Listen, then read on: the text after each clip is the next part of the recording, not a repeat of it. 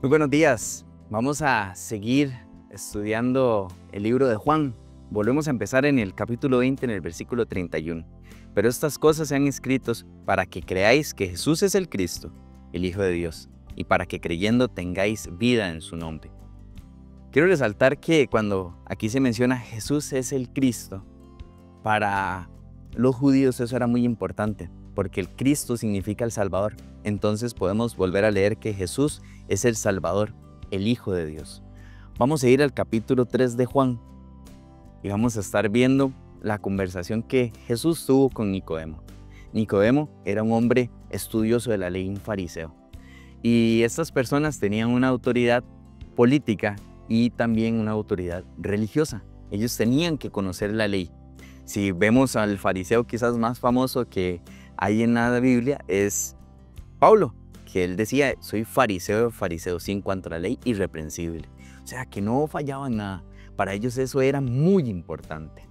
Ahora, Nicodemo era un hombre que estuvo durante el ministerio de Jesús y él se acerca a él y lo hace de noche. Vamos a ir a Juan capítulo 3, versículo 1. Había un hombre de los fariseos que se llamaba Nicodemo, un principal entre los judíos. Este vino a Jesús de noche y le dijo, Rabí.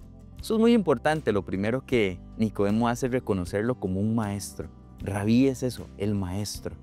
Y aunque quizás él tenía una posición a nivel político más elevada que la de Jesús, él lo reconoce como alguien que era un maestro en medio de ese tiempo. Sabemos que has venido de Dios como maestro, porque nadie puede hacer estas señales que tú haces, si no está Dios con él. Respondiendo Jesús le dijo, de cierto te digo, que el que no naciere de nuevo no puede ver el reino de Dios. Vamos a ver primero una estructura general de lo que está pasando, lo que va a pasar en el capítulo 3. Lo primero es que Juan quiere resaltar dos atributos específicos de Jesús. Lo primero es un aspecto apologético. ¿De qué? De que Jesús es el Mesías, es el Hijo de Dios. Y también un aspecto evangelístico, que Él vino para ofrecer salvación a los hombres. Entonces empieza esta conversación, empieza con esta manera de preguntarle o darle una afirmación que para Nicodemo fue algo confusa. Él no la entendió de primera instancia. De cierto te digo que el que no naciere de nuevo no puede ver el reino de Dios. Y entonces Nicodemo responde, ¿cómo puede un hombre nacer siendo viejo? ¿Puede acaso entrar por segunda vez en el vientre de su madre y nacer? Respondió Jesús, de cierto te digo que el que no naciere de agua y del Espíritu no puede entrar en el reino de Dios. Lo que es nacido de la carne, carne es. Lo que es nacido del Espíritu, Espíritu es. No te maravilles que te dije, os es necesario nacer de nuevo. Vamos a parar por ahí.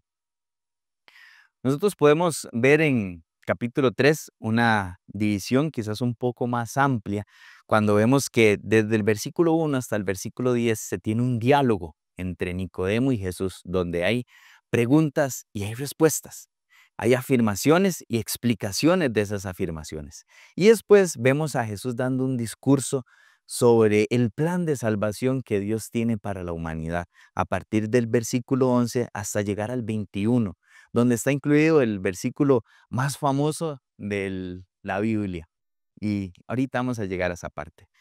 Pero, ¿qué es lo que está pasando? Cómo ellos empiezan a hablar y se habla de este nuevo nacimiento. Y quiero que vayamos al versículo 6, no, el versículo 5, donde dice, de cierto te digo que el que no naciere de agua y del Espíritu no puede entrar en el reino de Dios. ¿Qué significa esta parte de nacer de agua y del Espíritu? A veces cuando leemos la Biblia queremos darle interpretaciones más allá de lo que realmente Dios nos quería transmitir. Cuando vemos las enseñanzas que Jesús está teniendo en el libro de Juan, son cosas que son sencillas de entender, son ejemplos bajados a nuestra capacidad de entendimiento. Cuando Jesús dice que nacer del agua, nada más habla del primer nacimiento que tiene cualquier persona, el nacimiento por su mamá. Por eso ahí Nicodemo le dice, ¿puede el hombre entrar de nuevo en el vientre de su madre? Esa es la pregunta. ¿Puedo nacer de nuevo naturalmente como lo hice la primera vez? Y Jesús responde que no, no es eso de lo que él está hablando. El primer nacimiento es importante, es el inicio de nuestras vidas, pero al nacer nacemos también en pecado. Y eso es un problema enorme.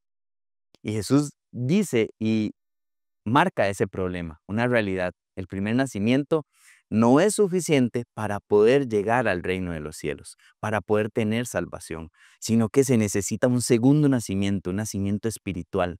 Porque antes de conocer a Jesús, cualquier persona tiene un espíritu muerto en delitos y pecados. Y eso es lo que nos separa de Dios.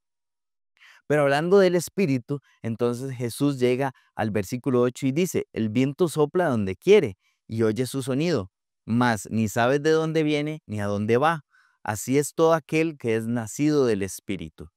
¿Qué es esto? Otra vez Jesús dando un ejemplo que fuera sencillo de entender. Ahora, ahí habla del viento, pero cualquiera de nosotros no tiene el conocimiento completo de cómo funcionan todas las cosas. Quizás algunas personas que se han dedicado a estudiar podrían explicarnos cómo funciona la electricidad o cómo es que funciona un motor, pero muchas veces, y es algo que pasa bastante, usted va a personas que tienen un problema en el carro, se bajan, abren la tapa y están ahí viendo el motor, pero no saben qué hacer realmente porque no lo entienden. ¿Es necesario entender cómo funciona la electricidad para utilizarla? No. ¿Es necesario entender a detalle cómo funciona un motor para utilizar un vehículo? Tampoco. Aquí Jesús lo que le quiere decir es esto. ¿Usted sabe cómo es que se mueve el viento? No, pero funciona y da un efecto. El efecto del Espíritu en la vida de una persona que ha nacido de nuevo se nota. Es algo diferente. Se ve que hubo un cambio, que hubo un nuevo nacimiento. De eso es lo que está hablando Jesús aquí. Y así se explican estos dos ejemplos que están bajados a la realidad. Lo primero, nacer de nuevo. Todos hemos nacido y es importante entender que necesitamos nacer de nuevo. Todos vemos el viento o podemos sentir lo que pasa cuando él pasa, sus efectos. Y nosotros podemos ver los efectos que hay cuando una persona pasa de muerte a vida. Por eso podemos nosotros seguir viendo y vamos a brincarnos unos cuantos versículos hasta llegar al versículo 16 para aprovechar el tiempo en uno de los pasajes más hermosos de la Biblia.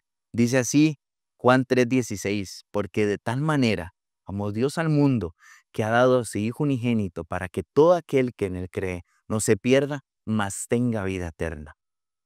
Cualquier persona puede tener el regalo de la salvación. Dios ama, Dios es amor y Él ama a cada persona de tal modo y de tal forma tan profunda que Él decide enviar a su Hijo Jesús. Y Jesús decide obedecer al Padre, negándose a sí mismo, tomando forma de siervo para venir a este mundo, el Creador a la semejanza de la criatura, teniendo las mismas tentaciones, teniendo las mismas necesidades, para poder llegar a la cruz y dar su vida por nosotros, el sacrificio perfecto. Como lo vimos ayer, que llegaban al templo a dar sacrificios, ya esos sacrificios no se iban a ocupar nunca más después de que Jesús muriera en la cruz. Pero es importante que nosotros podamos entender que eso fue así, que nosotros podamos aceptar ese sacrificio y entender de que no es por voluntad nuestra poder nacer de nuevo, es por voluntad de Dios.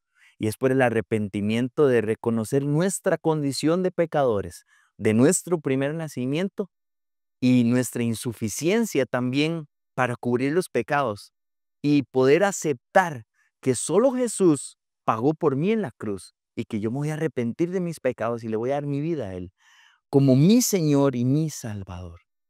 Eso es sumamente importante. Hay personas que conocen a Jesús. Nicodemo sabía quién era Jesús, lo vio de frente, habló con él, pero no era salvo. Por eso es que Jesús le da estas palabras y también nos las da a nosotros. Porque no se trata de conocimiento solamente, sino de fe, de entregar nuestro corazón a aquel que dio su vida por nosotros y que Él sea nuestro Señor, el dueño de nuestra vida, para poder decir que ya no vivo yo, sino que vive Cristo en mí. Esa es la manera correcta de vivir. Y así podemos aprender de la conversación que tuvo este hombre que aunque sabía mucho de la ley de Dios, le hacía falta poder conocer a Dios. La pregunta para esta mañana: ¿cómo está su conocimiento de Dios? ¿Usted le conoce como su Señor, como su Salvador? ¿Y usted le entregó a Él su vida y actúa en consecuencia? ¿Es notable el efecto de la salvación que usted tiene en la vida de las personas que le rodean? Ellos pueden decir: Él es cristiano, Él es como Cristo. Eso es sumamente importante, que nosotros lo podamos aprender y practicar, y de esa manera saber quién es nuestro Señor y Salvador, Jesucristo. Que Dios les bendiga.